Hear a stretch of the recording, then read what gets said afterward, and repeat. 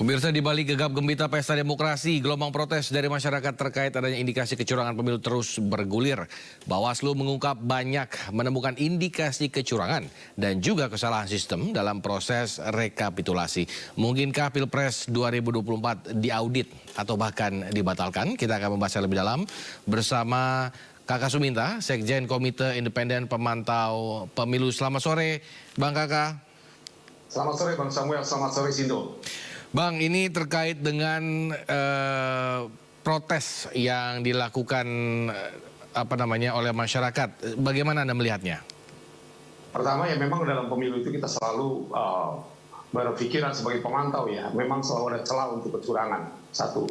Kedua, bahwa setiap warga negara termasuk peserta ataupun timnya atau masyarakat biasa itu punya hak untuk menyampaikan baik laporan sampai dengan potensi untuk menyampaikan unjuk rasa seperti yang dilakukan selama ini. Dan ketiganya ini problemnya ya, saya pikir ada peningkatan potensi kecurangan, tudingan yang sangat kuat terhadap kecurangan pemilu 2024. Jadi ada beberapa hal dalam pelaporan kami juga sudah sampaikan bahwa khusus untuk Pilpres itu kami tidak bisa menilai atau disclaimer karena memang diawali dengan preteks yang adanya penyalahgunaan wewenang, kemudian juga adanya keterlibatan aparatur negara, kemudian adanya juga kebijakan-kebijakan yang potensial kemudian memengaruhi pilihan publik. Nah, ketika itu terjadi, maka apa yang ada di TPS ini merupakan semacam publik atau pemilih itu tergiring pada satu opini atau pada satu persepsi sedemikian rupa sehingga tidak menggambarkan kemurnian daripada pilihan dari para pemilih voters itu tadi, begitu Samuel. Tapi Bang Kakak, ini apakah dugaan kecurangan ini sebegitu masifnya sehingga bisa mempengaruhi hasil pemilu menurut Bang Kakak? Ya, nah pemilu itu sebenarnya kan kalau kita mengacu pada standar pemilu demokratis itu kan, apa saja sih syarat-syarat pemilu demokratis itu dibagi dalam 3 termen. Pertama adalah sebelum, pada saat pencoblosan, dan pasca. Dan kita lihat itu semua terjadi di semua lini itu, terutama sebelum dan sesudah. Saat ini pun saya pikir celah ataupun potensinya masih cukup kuat ketika teman-teman di PPK di tingkat kecamatan saat ini, Bang Samuel, sedang menghitung. Bahkan ada kebijakan yang agak kontroversial dari KPU, memending. Ada jadi di Banten, di Jawa Barat sebagian, di Boyolali, di Kendari, itu PPK sekarang tidak sedang menghitung. Padahal ini adalah masanya penghitungan suara. Jadi ada masalah online yang tadi soal Sirekap, kemudian ada masalah offline yang saya pikir juga perlu perhatian serius dari semua pihak agar kita bisa menjaga pemilu ini lebih demokratis dan lebih adil, begitu Bang Samuel. Oke, tahan dulu Bang Kakak, sudah bergabung bersama kami pakar hukum tata negara dan konstitusi Bang Fahri Bahmid. Selamat sore Bang Fahri. Selamat sore Mas. Bang, ini terkait dengan pemilu yang sudah digelar dan banyaknya penolakan dari rakyat. Ini bagaimana terkait dengan legitimasi hasil pemilu menurut Bang Fahri? Iya, ini kan tahapan dan prosesnya kan saat ini sedang berlangsung ya. Ya. Sekarang ini kan kita belum berbicara hasil karena hasil belum kelihatan, hasil belum ada ya. Hasil itu bahkan sampai dengan tanggal 20 Maret baru nanti disahkan oleh Komisi Pemilihan Umum Republik Indonesia. Dengan demikian saat ini harus kita maknai bahwa tahapan sedang berlangsung. Kalau tahapan sedang berlangsung, jangan dulu kita menjudge bahwa nanti sudah ada pelanggaran, pemilu ini tidak legitim, tidak legitimate, pemilu ini dianggap banyak kecurangan dan seterusnya. Pendapat tentang kecurangan itu kan kalau sesuai dengan hukum pemilu kan harus ada yang mendeklar bahwa ada pelanggaran, ada kejahatan, ada sesuatu yang dianggap tidak sejalan dengan prinsip-prinsip pelaksanaan pemilu, kaidah demokrasi konstitusional yang diatur dalam ketentuan undang-undangan yang ada. Nah, yang mendeklarkan itu harus lembaga negara. Tidak boleh orang per orang atau misalnya melihat dari perspektif atau memberikan satu analisis yang pada hakikatnya dapat mendegradasi atau dapat mendelegitimasi proses yang saat ini sedang berlangsung. Nah, itu yang kadang-kadang kurang sehat. Saya berpendapat begini, kita semua punya kewajiban yang sama untuk merawat, ya, untuk melihat, merawat, kemudian juga kita memastikan bahwa seluruh prosedur demokrasi ini harus berjalan sebagaimana mestinya. Kalau seperti itu adanya, makanya dalam politik hukum pembentukan undang-undang pemilu itu sendiri, pembentuk undang-undang itu kan sudah memitigasi ya. bahwa pelaksanaan pemilu ini nantinya ada seperti ini. Ada satu tahapan yang nanti dianggap nanti bermasalah atau potensial bermasalah. Lalu bentuk dan respon penyikapannya seperti apa? Undang-undang memberikan mandat kepada lembaga-lembaga terkait untuk memverifikasi apakah pelanggaran itu bagaimana, sifatnya seperti apa, sifat pelanggarannya itu apakah dapat diselesaikan ataukah seperti apa. Kalau sifatnya dapat diselesaikan, maka mekanisme jalan keluarnya ada. Ya, norma hukum telah memberikan jalan keluar untuk misalnya pemilu itu diulang. TP pada tingkat yang paling terkecil di satu TPS, 2 TPS, atau tingkat kecamatan atau kabupaten atau satu provinsi. Itu mekanisme cek dan mekanisme koreksinya itu ada semua. Kalau pelanggaran itu tadi sudah disampaikan tadi sama narasumber tadi, bahwa kan kita salah satu indikator pemilu itu berkualitas dan pemilu itu sejalan dengan prosedur dan standar internasional. Salah satunya adalah kita memastikan bahwa kerangka hukum pemilu itu harus adaptatif dan responsif. Kerangka hukum pemilu yang baik itu seperti apa? Misalnya akses kepada publik, akses kepada pemegang daulat rakyat, yaitu orang per orang atau warga negara itu harus dapat menyerahkan atau dapat menyampaikan suaranya secara langsung. Tidak boleh dihalangi oleh negara.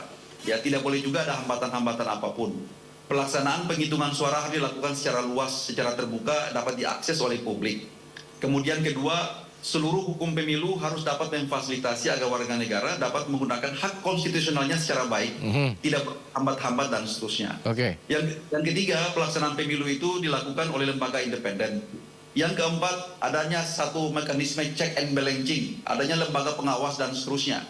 Seterusnya sampai dengan nanti hasil pemilu itu sendiri dapat diuji ke pengadilan. Itu dimaksud dengan kerangka pemilu. Kerangka hukum pemilu itulah sekarang ini yang saya katakan, tinggal kita mencek satu-satu. Apakah tahapan dan prosedur ini dianggap bermasalah di level mana? Kalau berkaitan dengan tahapan itu sendiri, yang dianggap misalnya belum memadai dalam artian bahwa ada satu tahapan yang terlompati atau satu tahapan yang dianggap tidak demokrat, maka ada mekanisme cek, ada mekanisme koreksi. Koreksinya ini pertanyaannya, apakah Bawaslu sudah memberikan rekomendasi untuk dilakukan perbaikan, untuk dilakukan tahapan ulang, tahapan lanjutan, ataukah seperti apa? Makanya saya katakan tadi bahwa semua ini, tahapan ini sedang berlangsung. Ya, proses ini masih sedang on the track, sedang berjalan. Bahwa sana sini terdapat soal-soal yang berkaitan dengan adanya kekurangan, masalah sirekap dan segala macam. Hukum pemilu juga telah memberikan jalan keluar bahwa yang menjadi rujukan yuridis nantinya bukan persoalan sirekap. Yang menjadi rujukan hukum nantinya untuk mensahkan hasil pilpres maupun pemilu adalah penghitungan dilakukan secara berjenjang. Bukan oleh sirekap, bukan juga lembaga-lembaga survei dan segala macam. Nah, kita seperti itu. Jadi spektrum pelaksanaan pemilu itu sebenarnya telah diatur sedemikian rupa. Yang jadi masalah tadi ini adalah pikiran kita sendiri yang mencoba untuk mendowngrade bahwa pelaksanaan pemilu ini dianggap curang. Kecurangannya ini demi, sehingga dengan demikian pemilu ini dianggap tidak demokratis dan seterusnya. Saya katakan bahwa kita perlu terhadap rules yang kita yang mengatur semua ini, tahapan-tahapan ini, agar kita, sehingga dengan demikian yang bisa menyimpulkan itu adalah melalui mekanisme hukum juga, bahwa ini demokratis atau tidak. Konsekuensi dari semua itu kalau dikatakan tidak demokratis atau dianggap tidak prosedural, maka ada mekanisme pembatalan atau misalnya dilakukan perbaikan, direcovery kembali agar prinsip daulat rakyat itu betul-betul terjaga. Itu seperti itu prinsipnya. Tapi Bang Fahri, saya ingin bertanya, menurut Bang Fahri sendiri apakah sebenarnya sudah berjalan sesuai dengan sebagaimana mestinya menurut pandangan Bang Fahri terkait dengan pemilu kita kemarin? Lalu saya ingin bertanya terkait dengan sedikitnya time window terkait bagi mereka yang ingin mengadukan dugaan kecurangan pemilu seperti itu. Apakah menurut Bang Fahri itu normal atau bagaimana? Iya. Halo? Iya. Halo? Ya, Bang Fahri? Bisa didengar suaranya? Bisa. Halo, Mas? Ya, Mas Fahri. Jadi begini, saya kembali kepada mekanisme dan sistem yang kita pakai. Kita saat ini dalam membangun demokrasi di Republik ini dengan pelaksanaan pemilu yang sudah 4 atau 5 kali ini, kita telah memilih satu kesisteman. Jadi sistem kita bangun saat ini sebenarnya telah mengantisipasi semua hal. Saya dalam beberapa wawancara, di beberapa tempat yang berbeda, saya katakan bahwa pemilu yang kita bangun saat ini termasuk salah satu pemilu yang paling kompleks di dunia ya. Pemilu yang sangat kompleks. Dengan kemudian berbagai persoalan-persoalan yang bisa saja muncul berkaitan dengan apakah pelaksanaannya itu dia bisa dikategorikan sebagai election fraud atau bukan election fraud, apakah memang sudah sejalan dengan prosedur demokrasi yang kita pilih saat ini. Tentunya di sana-sini pasti terdapat kekurangan-kekurangan. Tapi kekurangan-kekurangan itu jangan kita simpulkan bahwa kalau misalnya ada yang memilih satu suara, satu orang memilih mencoblos dua kali suara dan segala macam. Karena yang mengawasi juga ini manusia tentunya. Makanya itu kita kembalikan kepada sistem. Sistem itulah yang nanti menyelesaikan semua permasalahan itu. Kalau misalnya ada satu orang yang mencoblos lebih dari 5 suara, maka ada sanksi pidananya. Kalau misalnya penyelenggara dianggap lalai untuk memperhatikan tahapan-tahapannya itu, maka ada prosedur pembatalan, ada prosedur untuk mengulangi, atau ada prosedur untuk PSU dan segala macam. Lalu yang kedua, ada kanal-kanal untuk melakukan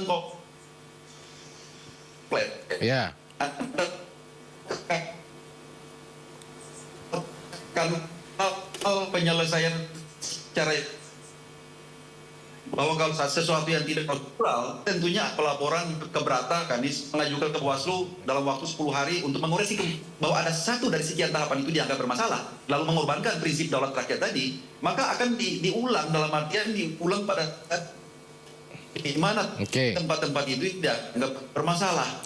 Nah, mekanismenya demikian itu. Jadi kembali secara standar oleh hukum pemilu kita. Jadi kita bersabar saja, ya, kita menyikapinya tentunya dengan cara-cara yang prosedural juga, agar barangkali ada mekanisme koreksi yang lebih bermutu, yang lebih berkualitas. Bagaimana kita meluruskan persoalan ini? Ini menjadi tanggung jawab kita semua sebenarnya sebagai anak bangsa. Bang Kakak masih bersama kami terkait dengan yang tadi sudah diinformasikan atau dibicarakan oleh Bang Fahri. Bagaimana? Apakah ada tanggapan terkait juga dengan bahwa sebenarnya pemilu kita sudah berjalan dengan baik meskipun ada 1-2 flaws di beberapa tempat, bahwa kita harus menunggu sampai Maret? Saya pikir itu terlalu formalistik ya. Mohon maaf Prof. Bang Fahri. Itu terlalu formalistik sehingga menghilangkan detail. Detail yang saat ini ada itu adalah yang namanya pemilu itu adalah politik, bukan sekedar hukum. Artinya politik itu memang ada dinamika-dinamika yang bisa beyond the law, gitu kan. Memang semaksimal mungkin harus dimasukkan dalam koridor hukum. Tapi ada yang beyond the law, misalnya penyalahgunaan kewenangan oleh kekuasaan yang sangat tinggi. Itu tidak bisa masuk di dalam undang-undang pemilu. Nggak ada di undang-undang 7 itu, walaupun presiden harus netral. Nah, ketika nuansanya tidak netral misalnya, dan kemudian tidak bisa dimasukkan ke dalam ruang-ruang penyelesaian sengketa pemilu atau pelanggaran pemilu, ini tidak bisa selesai. Artinya bahwa pemilu itu memang bukan sekedar hari H, pertama. Kedua, kita bisa menilai pemilu by stage, bertahap-tahap. Tahap pesertanya bagaimana, apakah legitimate tidak, kemudian paslonnya bagaimana, pemilihnya bagaimana, prosesnya bagaimana, dan seterusnya. Jadi banyak detail dalam pemilu itu yang saya pikir tidak sekedar kita menunggu sampai akhir. Nanti kalau yang seperti itu banyak contoh, mohon maaf, pemilu yang tidak demokratis terjadi ditunggu sampai akhir, kemudian rakyat tidak bisa ngapa-ngapain. Nah, sekarang saya pikir semua berhak untuk menyampaikan semua pendapatnya. Nanti masuk koridor, ada koridor hukum, ada koridor politik. Kok tidak semuanya bisa dimasukkan dalam hukum? Ketika misalnya karena pemilu, seorang pimpinan negara dinyatakan secara politik dianggap bersalah, maka ruangnya bukan lagi hukum, tapi impeachment misalnya, atau ketidakpercayaan publik. 97 kan terjadi. Presiden kemudian semuanya koridor sesuai dengan peraturan perundang-undangan, tapi kemudian rakyat mengatakan tidak. Ini nggak benar. Muncul kemudian perubahan 98. Jadi kita tidak boleh lupa dengan sejarah, kita tidak boleh lupa bahwa ini tidak sekedar hukum. Ini beyond the law. Ini juga beyond the electoral. Kalau saya perhatikan ya, kita tetap menunggu, tetapi tentu saja perbaikan setiap stage harus dilakukan. Pending penghitungan suara di PPK itu kayaknya detil itu masalah sepele belaka. Bukan, ini adalah masalah yang substantif ketika KPU memerintahkan kepada PPK untuk menghentikan penghitungan suara. Ini problem saya pikir. Tidak bisa sekedar, oh ini biasa saja. It's not biasa saja. Ini extraordinary. Mohon maaf, kalau pandangan saya memantau pemilu sejak 97 sebagai lembaga, saya berpemilu sejak 77 sebagai pribadi, maka saya simpulkan di luar pemilu Orde Baru, ini memang sangat luar biasa saya pikir. Bukan sekedar oh kita tunggu saja nanti tanggal 20 Maret misalnya. Bukan seperti itu. Begitu Bang Samuel. Oke, Bang Fahri, bagaimana Bang Fahri? Jadi gini ya, itu hipotesa ya. Persoalan beyond the law ya, beyond election dan segala macam. Saya mau katakan begini, saya tidak mengajak untuk semua pihak yang berkepentingan yang berkaitan dengan pemilu ini, apakah kontestan, apakah pengamat, apakah lembaga-lembaga pemantau, ya organisasi sipil dan segala macam. Bukan ke sana. Tapi kalau hari ini misalnya, kan mekanisme koreksi itu kan secara berjenjang, bertahap, sesuai dengan timing waktu, kemudian tahapan yang ada. Kalau terjadi misalnya di satu kecamatan, saya ambil contoh saja kayak gitu. Saya tidak ngomong pada saatnya nanti, pada saat suara sah nasional pemilu ini disahkan pada tanggal 20 Maret atau 24 Maret itu, baru nanti orang ke Mahkamah Konstitusi, bukan. Yang saya katakan di sini adalah mekanisme koreksi secara berjenjang. Kalau terjadi misalnya ada satu atau dua bagian dari pentahapan itu yang dianggap misalnya unprocedural atau dianggap misalnya sebagai sesuatu yang bias dalam pelaksanaan pemilu langsung, jurdil dan dan berkeadilan tentunya, maka pada tahapan itu, pada level itulah penyelesaian di situ. Kan misalnya begini, saya katakan begini, yang berwenang atau yang bisa mendeklarasikan secara otoritatif bahwa satu atau dua pelanggaran terjadi di satu wilayah tertentu itu siapa? Orang per orang ataukah lembaga pengawas? Oke. Kalau orang per orang nggak bisa. Nah, orang per orangnya itu harus statir menjadi satu temuan, satu laporan sebagai trigger untuk dibawa kepada lembaga yang berwenang untuk mendeklarasikan ada pelanggaran itu.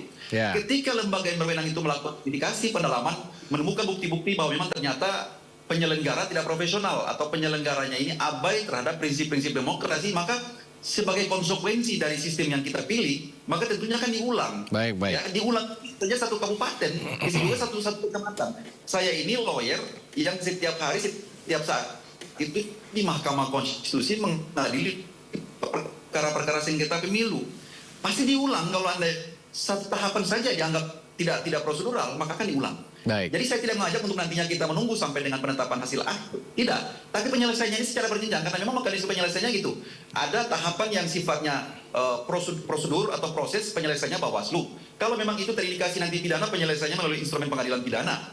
Kalau itu menyangkut dengan administratif, tahapannya TUN. Kalau nanti hasilnya ada di Mahkamah Konstitusi. Baik. Nah, kebetulan ini kita berada pada tahapan proses dan prosedur, maka tahapannya ke sana. Kita dorong rame-rame ke sana, penyelesaiannya di sana clear, ya, agar persoalan ini clear. Jangan kita mengakumulir gitu ya. Pandangan kita itu mengeneralisir yang terjadi di 1-2 TPS, terus kita mengeneralisir bahwa terjadi dari Sabang sampai Merauke. Ya. Itu juga kan tidak terlalu bagus seperti itu. Baik. Demikian. Baik, waktu juga yang menyudahi perbincangan kita pada sore hari ini. Bang Kakak, Bang Fahri, terima kasih telah bergabung bersama kami sore hari ini. Semoga perjuangannya tetap dalam on track dan kita tunggu hasil pemilu di Maret nanti. Selamat sore. Terima kasih.